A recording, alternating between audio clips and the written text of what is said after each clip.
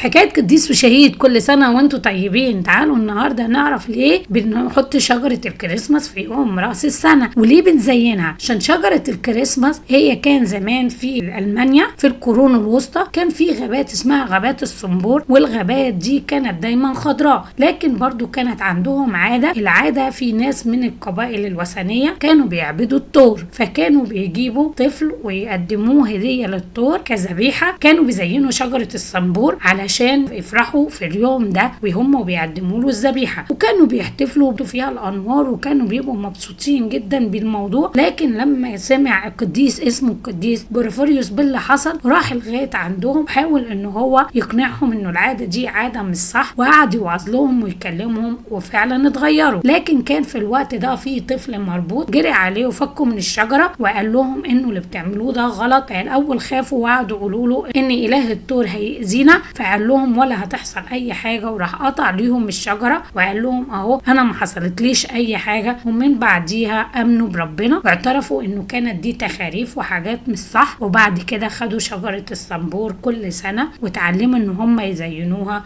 ودي كانت عاده وثنيه. واحنا بنزين شجره الكريسماس علشان بترمز لرب المجد يسوع المسيح، وكمان فيها النجمه اللي لما المجوس راحوا لغايه هناك كانوا ماشيين ورا النجمه دي، والنجمه دي هي اللي عرفتهم طريق رب المجد. وبنزينها برضو بالانوار لاني بترمز الى رب المجد يسوع المسيح اللي هو نور العالم. ولربنا المجد الدائم الى الابد، امين.